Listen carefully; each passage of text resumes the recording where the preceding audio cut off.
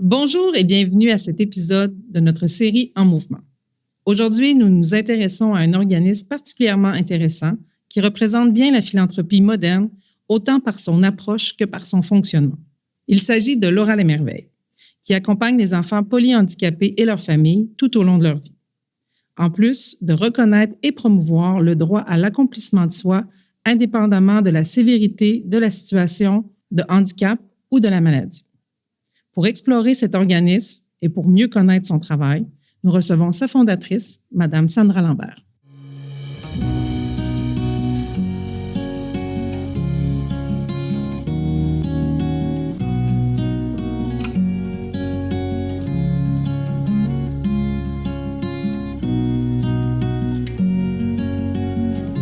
Bonjour et bienvenue à la série En mouvement. En mouvement est une série d'entrevues réalisées par l'Institut Malais qui vise à mettre en lumière l'évolution de la culture philanthropique québécoise en tentant de mieux comprendre les enjeux actuels et de promouvoir les solutions imaginées par les acteurs de la bienfaisance et de la philanthropie d'ici. Nous y recevrons différents invités, tous agissent pour la ou les causes de leur cœur. Ils viendront nous partager leur expertise, leurs constats, mais surtout les actions qu'ils mènent au quotidien. Je suis Caroline Richard, directrice générale de l'Institut Malais, et c'est moi qui aurai la chance de m'entretenir avec ces acteurs de changement engagés pour le bien commun et qui, j'en suis certaine, sauront vous inspirer dans vos propres engagements. Je vous souhaite une bonne écoute et de nombreux apprentissages. Bonjour. Bonjour Sandra, merci d'avoir accepté notre invitation. Merci de votre intérêt. Pour commencer, Sandra, est-ce que vous pourriez vous présenter et présenter globalement votre organisme? Bien sûr. Donc, je suis Sandra Lambert. Je suis avant tout la maman de Laura, donc la fondatrice de l'organisme Laura les Merveilles. Puis aujourd'hui, Laura les Merveilles, c'est un continuum de 6 points de service. On dessert plus de 200 familles. Et puis, il y a toute une grande équipe là, qui travaille à justement faire en sorte qu'on puisse oser croire là, qu'on puisse accomplir au-delà du polyhandicap, puis aussi de la maladie, puisqu'on suit aussi des jeunes en soins palliatifs pédiatriques. Vous êtes dans la région de Québec ou... Capitale-Nationale, 6 points de service, mais on dessert, dans le fond, aussi Chaudière-Appalaches. Puis, un de nos points de service, qui est la Maison Les Merveilles Suzanne Vachon, elle a une mission bien particulière au niveau de l'accompagnement en soins palliatifs pédiatriques, puisqu'on dessert toute l'Est du Québec.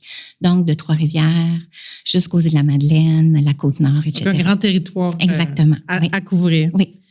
Pour commencer, j'aimerais que vous nous parliez un peu plus de votre histoire personnelle, dans le fond, qui a mené à la création de Laura les Merveilles. Peut-être nous expliquer un peu le cheminement qui vous a amené à créer Laura les Merveilles. Bien sûr, mais déjà par le nom, Laura les Merveilles. Laura, c'est un prénom. Donc, je vous la présente d'ailleurs, c'est ma fille. Ça fait 20 ans justement hier qu'elle a rejoint son étoile. Elle est décédée le 14 septembre 2005. Puis, c'est mon parcours avec elle. Laura l'a vécu pendant 12 ans. Malgré un diagnostic qui était très peu prometteur. Là, on parlait d'une espérance de vie de 2-3 ans, considérant la déficience intellectuelle profonde qui était diagnostiquée, associée à déficience physique, avec aussi un petit peu de trouble du spectre de l'autisme, puis épilepsie sévère, troubles de déglutition qui l'ont amené à être nourrie par gastronomie. Moi, j'aime aussi un peu l'humour. Ça fait du bien dans ces moments aussi dramatiques par moment, de dire on avait un peu gagné à la loterie du polyhandicap. Puis le polyhandicap, c'est pas beaucoup connu. Moi, j'étais plus dans le domaine de l'enseignement. Donc, c'était vraiment nouveau pour moi d'entrer dans cet univers-là en 1993. Fait que rapidement, ça a été de plus essayer d'aller vraiment à sa rencontre au lieu qu'elle vienne dans mon univers de normalité. Vous comprendrez que c'était que des ne pas. Qu'on nous avait dit, elle ne marchera pas, elle ne vous regardera pas, elle ne parlera pas. Bon, je dis, OK, mais qu'est-ce qu'elle va être? C'est ma fille après tout. Qu'est-ce qu'elle va être? Qu'est-ce qu'elle va faire? T'es qui, toi, ma fille? Fait que c'est vraiment cet élan-là d'aller à sa rencontre, d'aller voir qui elle est, dans ses yeux, dans ses oreilles. Le temps qu'elle vive, parce qu'on ne savait pas.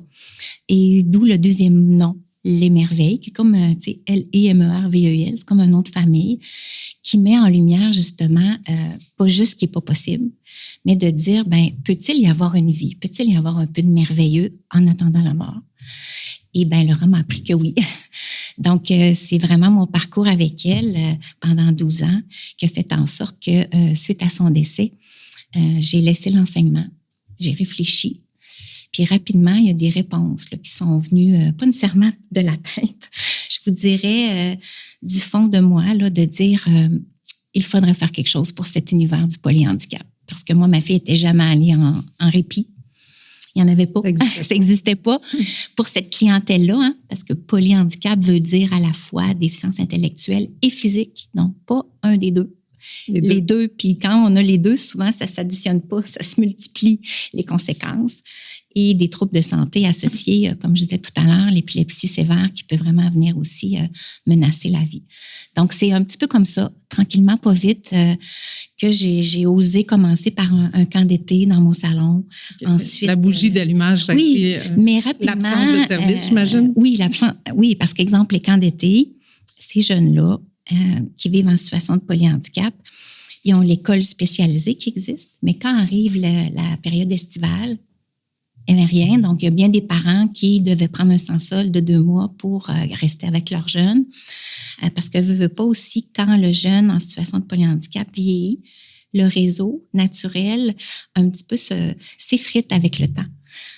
Parce que le jeune, souvent, il va demeurer en culotte de protection, en couche, il va avoir encore besoin d'aide pour s'alimenter. Donc, c'est comme si dans son âge neurologique, il va rester en bas de 3 ans.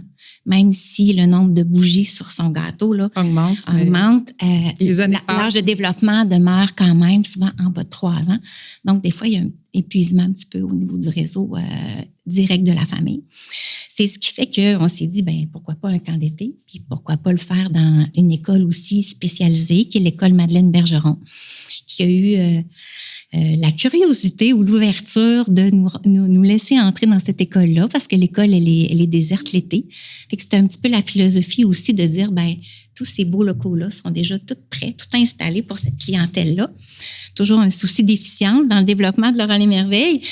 Donc, c'est de dire, ben pourquoi on collaborerait pas ensemble, puis nous, on pourrait faire un camp d'été dans les locaux spécialisés. Alors, il a fallu... après quelques noms, faire preuve d'insistance et de détermination. Puis finalement, à un moment donné, ben, les portes nous ont été ouvertes. D'ailleurs, j'en suis tellement reconnaissante. C'est comme ça que l'aventure a commencé. Et ben, par la suite, rapidement, ça a été des gens qui embarquent avec nous dans cet nouveau chemin, j'oserais dire, avec toute humilité, parce qu'il n'y en avait pas des services pour cette clientèle-là avant l'arrivée de Laura les Merveilles, là, qui s'est constituée en 2008. Puis, à quel moment vous avez dû avoir recours à la philanthropie pour réussir à faire naître ces projets-là? De quelle façon la philanthropie est venue? Dès la première minute, la première seconde du projet? Dès le début, même avant que ça s'appelle Laura les Merveilles, parce que comme je vous dis, ça s'est constitué en 2008, mais il y a eu un camp d'été en 2006, en 2007. Ça s'appelait le Camp Les Merveilles. Et c'est grâce à, entre autres, la Fondation Maurice Tanguay, c'est eux qui nous ont donné le premier chèque pour dire, ben si vous voulez qu'il y ait 2 moniteurs pour l'été. Moi, j'étais bénévole dans ce temps-là. Et c'est comme ça, tranquillement, que l'aventure a commencé. Puis quand on s'est constitué, c'est vraiment avec les parents, en les écoutant, en les rassemblant, avec des membres aussi du conseil d'administration, où on s'est rassemblés, je nous revois encore là, en mars, avant l'été, justement, 2008, pour dire, ben si on veut un camp d'été, ça prend 90 000 $. Là, on a 500 $ dans le compte. Go. Faisons aller nos contacts. Alors là, il y a toute une mobilisation qui s'est créée. Les parents ont fait aller leurs contacts. Des bénévoles qui connaissaient un petit peu Laura les Merveilles de 2006-2007. Même chose. Et là, ben ça y est, on a réussi à ramasser ça. Et il y a 17 jeunes qui ont pu avoir un camp d'été cet été-là dans l'école Madeleine Bergeron. Fait que ça, c'est un petit peu l'élan de départ. Donc, rapidement, les parents... un conseil d'administration extrêmement proche de la mission, engagé, des bénévoles dès le premier été. Puis moi aussi, là, au début, j'étais bénévole, évidemment, bien sûr. Et la communauté. On ne pouvait pas y arriver sans eux, surtout qu'à ce moment-là, il y avait très peu d'argent de développement dans le réseau public. Donc, on n'était pas dans le bon timing pour démarrer un organisme communautaire puis oser croire qu'on aurait pu avoir du financement à 90 %, exemple, des coûts. c'était utopique de penser ça. Là. La communauté était nécessaire pour y arriver. Là. Oui, et c'est ça qui s'est passé. C'est grâce à elle parce qu'au début, le pourcentage au niveau de l'argent subvention publique était plus de l'ordre de 17 à 25 peut-être des coûts. Et la communauté, la façon dont on l'a embarqué avec nous, c'était de leur dire, est-ce que vous y croyez à ça, au fait que ces jeunes-là peuvent avoir un endroit pour s'accomplir? Pendant ce temps-là, ben oui, le parent peut prendre un peu de répit puis recharger les batteries. Oui. Puis être là aussi pour le reste de la famille, les frères, les sœurs. Et plusieurs, que ce soit des fondations, des compagnies, ont dit, on embarque avec vous, Laurent Lesmerveilles, le temps que vous convainquiez. L'idée, c'était pas de remplacer le gouvernement, mais vraiment, la communauté a été là derrière nous pour nous laisser le temps. De tisser, de tricoter, assurément, je vois vos moutons, là, mais de tricoter d'ailleurs, un ici, filet. Là, vous en avez un. Il est vraiment incroyable, ce petit mouton-là, parce que pour nous, il représente vraiment la culture organisationnelle de Laurent Lesmerveilles et l'importance que chaque personne qui gravite autour de Laurent Lesmerveilles, que ce soit un parent, un jeune, un bénévole, un membre du CA, un partenaire philanthropique, que ce soit en don ou en bien-service, en entreprise ou en fondation, il vient y mettre sa petite couleur, puis c'est ça qui crée la synergie, le tricot. Et c'est ce qui fait qu'on s'est développé là, depuis 2008. Oui, justement, on parlait du camp de vacances. Oui. Aujourd'hui, il y a des services qui sont venus se greffer au fil du temps pour offrir peut-être un éventail plus grand de services à ces familles-là et aux personnes polyhandicapées. Le premier pas, ça a été de montrer aux familles que leurs jeunes pouvaient avoir des espaces pour s'accomplir et qu'ils n'avaient pas à se rendre coupables de nous confier leur enfant. Donc, c'était de leur montrer une autre forme de répit, qui n'est pas un répit où là, le jeune est comme parqué, puis il attend ses parents. Et là, le parent, il laisse là, puis il dit « Ah, quelle mère ou quel père je suis, ou quel grand-père ou grand-mère je suis. » Donc, on est beaucoup allé vers l'accomplissement du jeune. Fait que c'était de dire, ben c'est aussi un répit pour le jeune de vous, de sa famille. C'est parce que lui, il a le droit de venir un petit peu... faire des activités à Laurent Lesmerveilles. Fait que vite, on a mis en place une forme de programme d'activité à travers, nous, on appelle ça là, les merveilles en art, les merveilles en action, les merveilles, les milieux en soins, les merveilles en communication, en ouverture sur le monde, parce qu'on aime faire des sorties, aller au marché de Sainte-Foy, par exemple, quand on était à l'école Madeleine Bergeron, on partait avec les jeunes, puis on allait chercher, exemple, des fraises, puis dans l'après-midi, on cuisinait des muffins aux fraises, par exemple. Fait que vous voyez un peu l'angle. Fait que ce que ça a fait, c'est que ça a gagné la confiance des parents. Et là, bien, une fois que la confiance a été gagnée, c'est eux qui se sont mis à exprimer leurs besoins. Donc, après le camp d'été, il y en a qui disaient, ben, équipe de Laurent Lesmerveilles, c'était vraiment bien, c'était vraiment aidant. Mon jeune est heureux.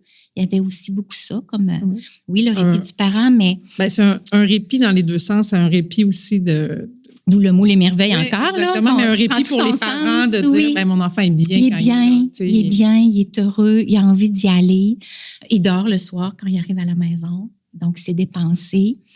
Il a sociabilisé. Dans nos valeurs, on fait beaucoup référence dans nos inspirations à la pyramide de Maslow. Donc, oui, les besoins de base là, sont très grands chez les jeunes qui vivent en situation de polyhandicap. C'est sûr qu'on ne peut pas passer outre. Les besoins de sécurité, les besoins physiologiques, là, changer les clottes de protection, se nourrir, on ne passe pas outre.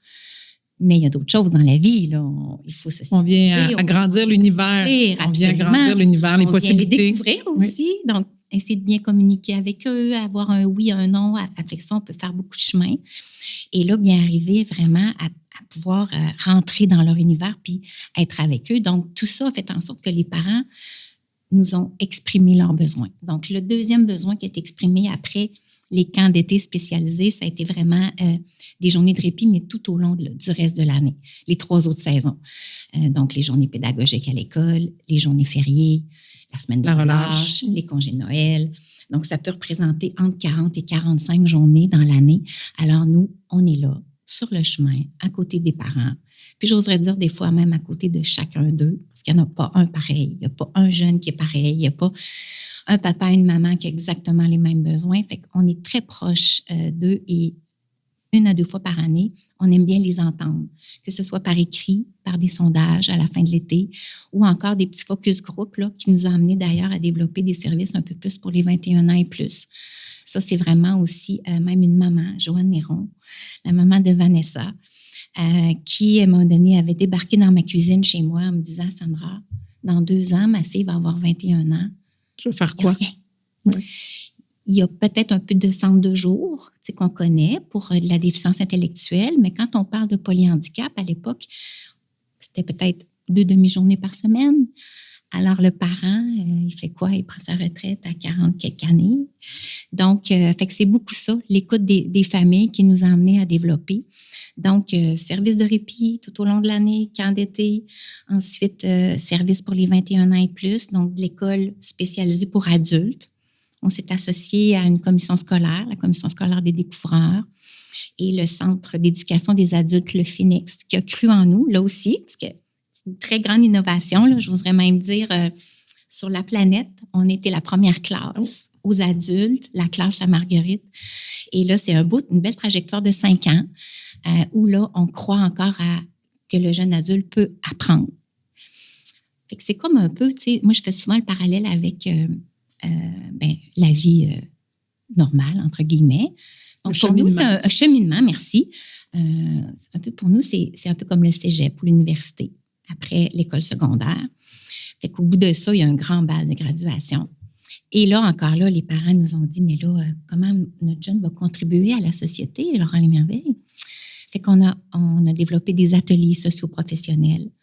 Ça aussi, c'est assez audacieux de dire qu'on fait ça avec une clientèle en situation de polyhandicap, mais il s'agit d'adapter à leurs mesures qu'est-ce qu'ils sont capables de faire. Donc, vu qu'on est toujours, nous, dans ce qui est possible, bien, on adapte. On fait des arts avec la bouche, le corps.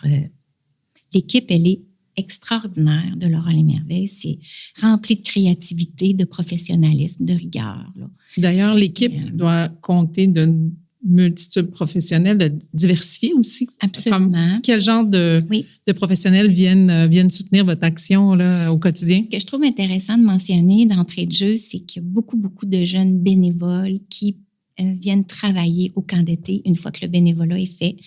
Donc, on fait énormément de représentations dans les écoles secondaires, dans les cégeps, dans les universités, pour dire, connaissez-vous Laurent Lesmerveilles? Si vous avez un projet ou du bénévolat à faire, vous pouvez venir le faire chez nous. Et souvent, c'est une porte d'entrée pour, après ça, dire, je me sens bien ici. Est-ce que je pourrais avoir un emploi d'été, par exemple, ou un emploi d'étudiant durant mes études? Et il y en a même de ces jeunes-là, secondaire 3, 4, 5, exemple, qui se voient se dessiner une profession. Donc, je trouve ça vraiment intéressant. Puis, par la suite, on a vraiment beaucoup d'employés occasionnels lors des périodes estivales, parce que comme l'été passé. Les besoins sont plus grands, donc on a comme besoin de plus de personnel. Oui, on a jusqu'à une centaine là, d'employés occasionnels, mais ça prend une belle base de professionnels, que ce soit des gens qui ont des formations en éducation spécialisée, en psychoéducation. Il y a d'autres domaines connexes aussi, l'ergothérapie, la physio, même la médecine par moment, des gens qui viennent l'espace d'un certain temps chez nous à Laurent Lesmerveilles. Il y a aussi une équipe un peu plus transversale au niveau des ressources humaines, par exemple, du développement à la philanthropie, au niveau des communications, puis des gens aussi qui ont envie de travailler sur l'approche Lesmerveilles. Donc, tout ça, ça fait un bassin de professionnels là, autour de 90 employés à temps plein pour nos 6 points de service. Tout un défi de logistique, de gestion et de coordination, assurément. Là. Veux pas, si on avait un seul endroit, ça serait différent, mais c'est sûr qu'ayant 6 adresses pour offrir tous ces services-là, veux pas, ça demande des responsables, des personnes en responsabilité dans chacun de ces adresses, ces points de service-là, que ce soit en coordination ou en direction. En même temps, ça nous permet aussi de faire vivre à des jeunes, parce qu'il y a des jeunes qui peuvent fréquenter des fois 4 de ces 6 points de service-là. Selon les besoins du jeune. Exactement. Donc, ça les amène aussi à être pas toujours au même endroit. Avec les mêmes personnes, dans un même environnement. d'apprendre à communiquer avec les autres. C'est un peu ça la vie aussi, là. C'est pas toujours d'être à la même adresse à tous les moments de la journée. J'imagine que ça s'inscrit dans l'approche Les Merveilles que l'on appelle là, de multiplier les environnements, multiplier les occasions, les opportunités pour ces jeunes-là. Tout à fait. Pouvez-vous nous parler, parce qu'on glisse comme ça l'approche Les Merveilles, pouvez-vous nous en parler un peu? Parce que je crois qu'elle est même, elle inspire bien au-delà des frontières de Québec, là, cette approche-là. En fait, l'approche vient vraiment d'une posture qui était différente par rapport à une personne en polyhandicap. Moi, dans ma façon d'être avec ma fille Laura, je me suis beaucoup, beaucoup mis dans sa peau et au premier degré, là. Donc des fois vraiment au sol, parce que Laura n'a jamais marché debout, même si elle a vécu jusqu'à l'âge de 12 ans. Elle se déplaçait autrement. Donc, vraiment d'aller à leur rencontre, à leur niveau, à leur âge aussi neurologique, pas juste chronologique dans le temps.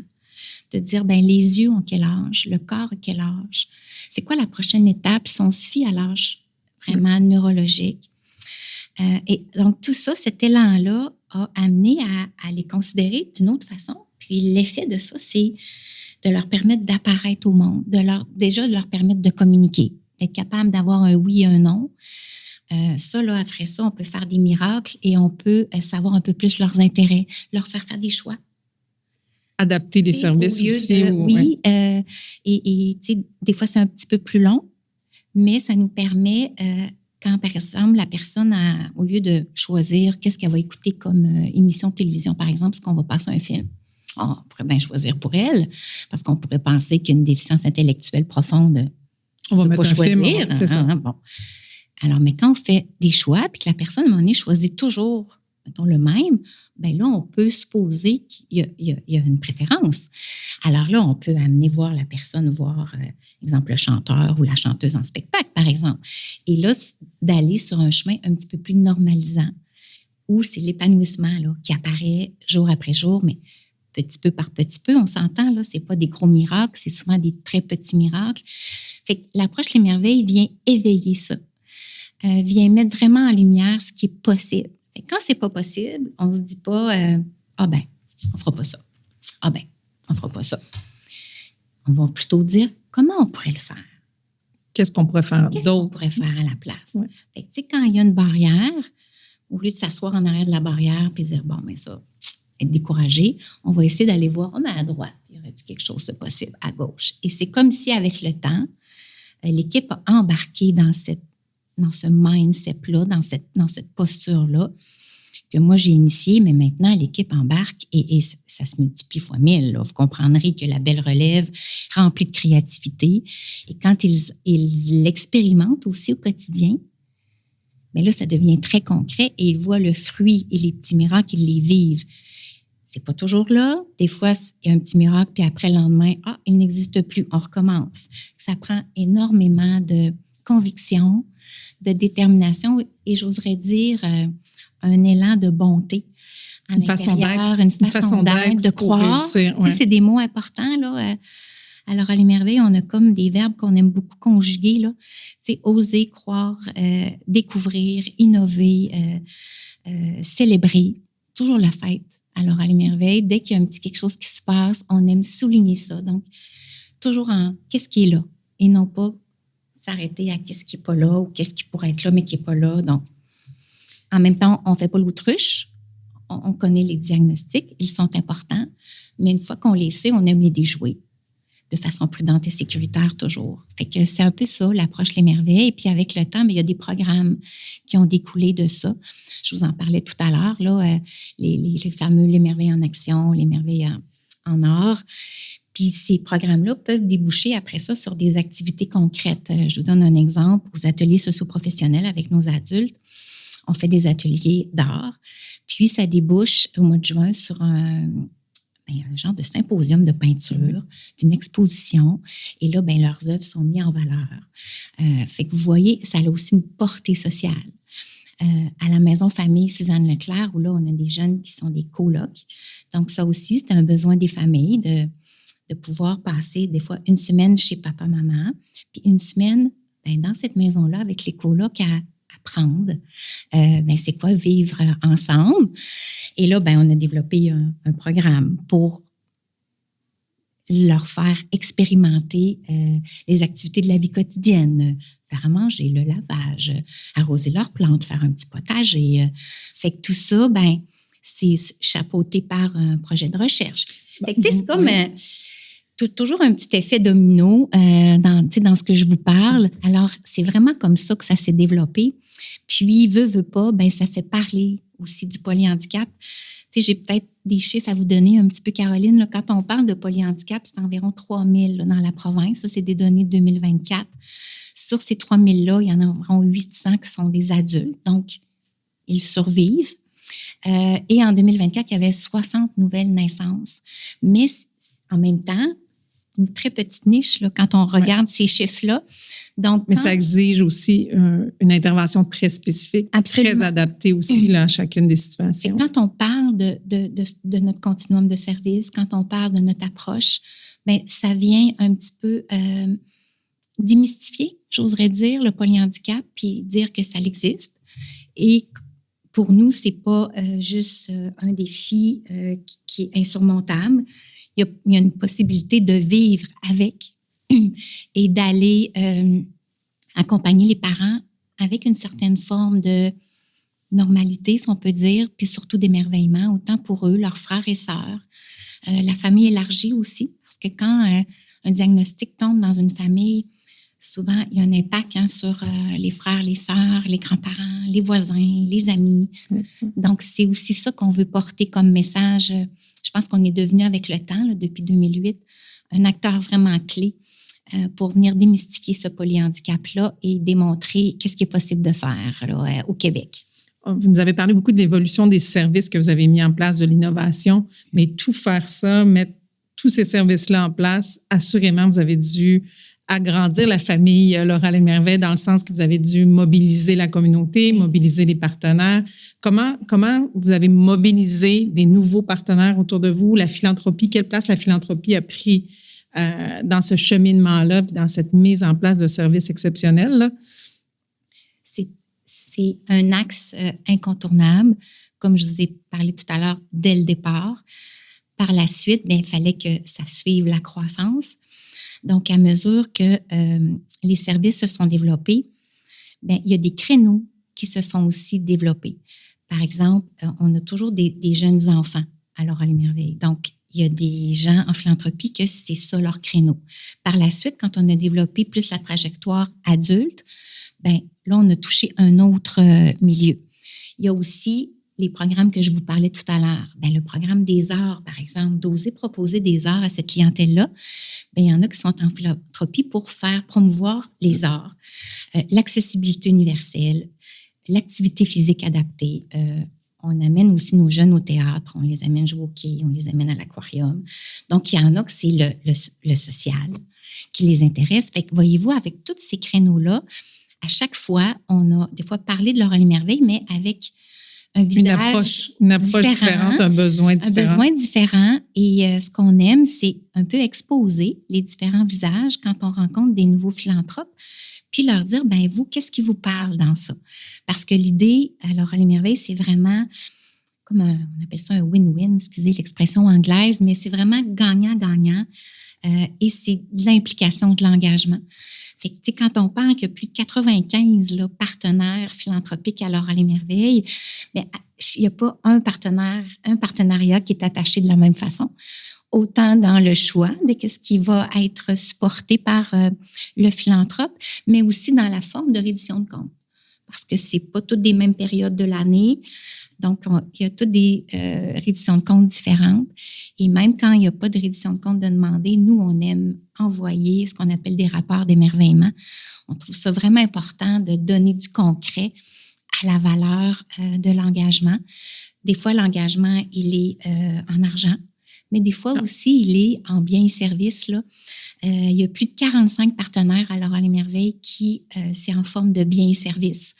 Donc, soit en temps, soit des fois en meubles.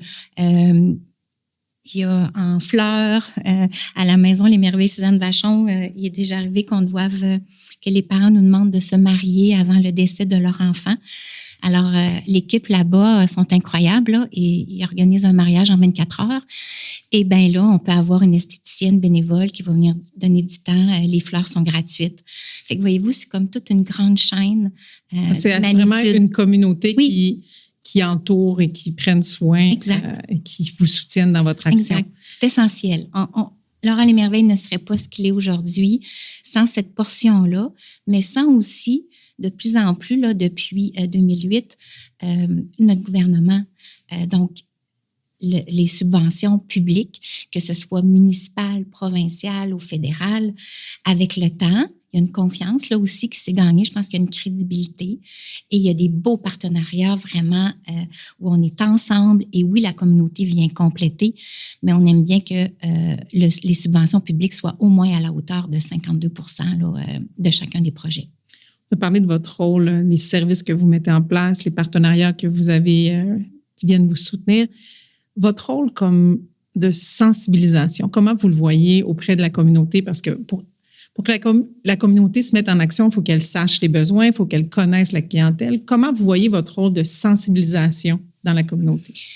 Il y a des nouveaux événements qu'on a commencé à organiser justement qui permettent que la population, en plus grand nombre, ait accès à cet univers-là. Donc, on a entre autres les parcours Les Merveilles là, qu'on fait toujours au mois d'août, où c'est une grande activité physique, mais familiale. Encore là, on est dans nos valeurs. Il n'y a pas de chronomètre de temps, il n'y a pas de performance. On est dans la bienveillance, dans le plaisir, dans l'ouverture, dans l'inclusion. Et là, bien, cette année, on était plus de 600 à participer à l'événement. Et là, c'est le party. C'est le bonheur. Il y a des jeunes qui sont là, qui participent, les parents qui les poussent avec des poussettes adaptées, des cartus. Il y en a qui soulignent aussi le décès de leurs jeunes. Et là, bien, il y a toute une communauté qui se mobilise. De plus en plus, il y a des compagnies, des corpos là, qui viennent, ils se forment une petite équipe, puis ils viennent soit marcher, courir ou faire du vélo. Fait que là, ça permet d'intégrer notre communauté, puis mieux faire comprendre que derrière le polyhandicap, oui, il y a d'immenses défis, que ça existe, que quand on a un diagnostic comme ça, les parents n'ont pas ça décrit dans le front. Et qu'est-ce qu'on peut faire pour rendre ça plus facile, ce chemin-là? Souvent, on l'appelle le chemin du combattant. Et la maman de Francis qui disait, Sandra, c'est le chemin du combattant, mais parce que Laura Les Merveilles est avec nous sur ce chemin-là, ça va mieux. Donc, comment toute une communauté est consciente de ça et ça crée comme un beau filet de sécurité autour de ces familles-là. Fait que c'est comme une façon d'inclure la communauté dans l'univers des jeunes et non pas juste que les jeunes aillent vers la communauté standard, on peut dire. Puis à chaque fois, les gens découvrent un univers, découvrent bien, ils sourient tout le temps, ils sont donc bien reconnaissants, Sandra. Il y en a qui me disent, ils ont de l'air heureux. Mais oui, est-ce que c'est possible. La façon de sensibiliser les gens, ça donne aussi une place ou leur place. Je vais vraiment dire, pas leur donner une place, mais donner leur place dans la communauté puis dans la collectivité. Absolument. Puis pour les parents puis les gens qui aiment leurs enfants, évidemment, c'est très doux pour le cœur. Il y a plusieurs parents qui nous disent à toute l'équipe de Laura Les Merveilles, maintenant, mon jeune a une vie. Il existe. Il existe pas seulement par toutes les pas qu'on avait dit qu'il ferait pas. Fait que je me souviendrai toujours d'un certain parent où on avait amené son jeune en équitation thérapeutique. Il était dans le champ avec sa caméra, puis il filmait, puis il disait, mon fils fait de l'équitation. Et là, ben la cassette a mon été fils dit, fait quelque chose. Et là, ben la cassette, oui. des petites cassettes dans des petites caméras en 2008-2010, dès les débuts de Laura Les Merveilles. Je me souviens encore très bien de cette anecdote-là. Et là, le parent qui nous dit aussi, à Noël, on a montré la cassette. À la famille. Et là, la famille a vu que Samuel n'est pas juste un paquet d'handicap sur 2 pattes. Il fait de l'équitation, puis il est bon, puis il aime ça. Ça lui fait du bien. Ça lui fait du bien. Et là, tout le monde est heureux. C'est comme des petites bouffées de normalité qui apparaissent et qui font vraiment du bien. Fait que quand la population aussi voit qu'elle peut contribuer à ça, il y a vraiment quelque chose qui se passe. Et il y a un lien aussi. Il y a un lien, oui, il y a un fil qui se tricote. Plusieurs aussi, que ce soit les bénévoles, les employés ou encore les partenaires, ils viennent des fois donner, hein? C'est normal, c'est parfait, c'est la première intention.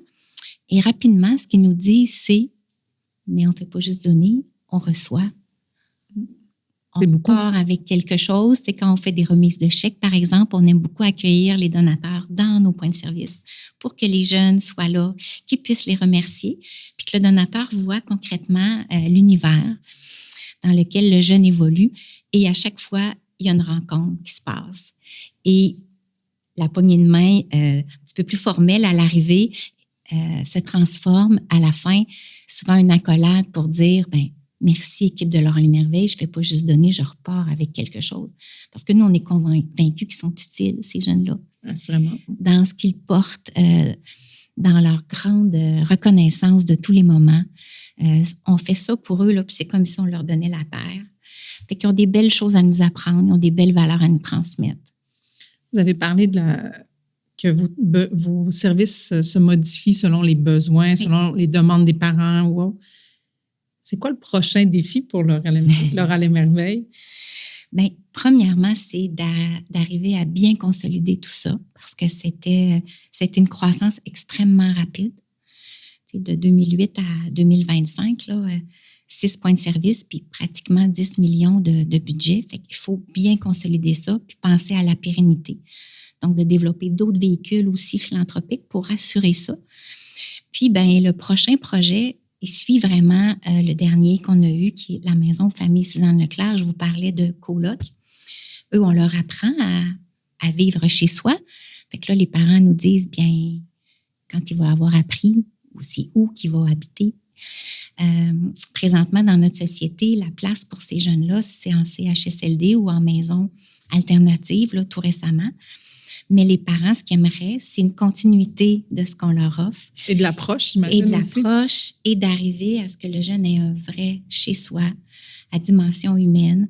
Donc, il y a un papa qui siège sur le conseil d'administration de Laurent Merveille, là, Éric, qui s'implique vraiment avec sa famille. Il a même formé une fondation là, au nom de ses 2 filles, Rose et Léa. Puis, il travaille présentement avec Laurent Merveille. Au CA, on a formé un comité de travail, le comité d'une habitation permanente, dans le but de fermer la boucle et d'un jour pouvoir offrir justement une trajectoire de la naissance, oui, jusqu'à l'âge adulte, jusqu'au bout de la vie quand le jeune fille décède avant 18 ans. Mais quand ça se prolonge, comment on peut continuer à l'accompagner à la Maison Famille Suzanne Leclerc, faire des soins palliatifs à domicile grâce à l'entente du CIUS pour ça aussi. Mais le rêve ultime, c'est que les parents puissent à quelque part mourir en paix s'ils décédaient avant leur jeune, sachant qu'il y a un vrai chez-soi qui est bien dans son environnement à lui, oui, dans ses... Exactement. Ça ferait un beau défi, mais ça s'explique puis ça s'exprimerait parfaitement dans la continuité des services. C'est un petit peu comme ça qu'on y va aussi, très prudemment, en documentant, comme là, on fait beaucoup une recension de tout ce qui existe comme projet. Puis par la suite, là, il faut trouver un terrain. D'ailleurs, c'est des fois, sans t'interpeller, appel à tous. Mais c'est un peu comme ça, c'est de nommer ce qui s'en vient, de nommer nos rêves pour que ça soit dans le radar de la communauté puis de l'intelligence collective au Québec. La Maison Les Merveilles Suzanne Vachon.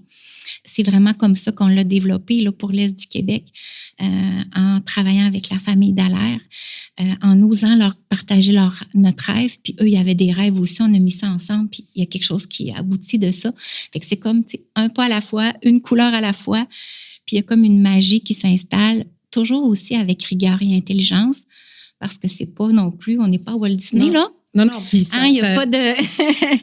Il n'y a pas de... offrir pas de magie. Panoplie de services avec une multitude de spécialistes et de ressources. Ça demande aussi une rigueur, comme vous dites. Là, elle comment je pourrais dire, incontournable dans la situation, là, assurément. Autant de vouloir l'efficience, autant au niveau de sortir des bonnes données mathématiques, faire des redditions de comptes, ça a toujours été quelque chose qu'on a toujours eu à cœur et je pense que ça aussi, ça a eu un poids dans le développement puis la crédibilité que Laure et Merveille a gagné à travers les années. Là.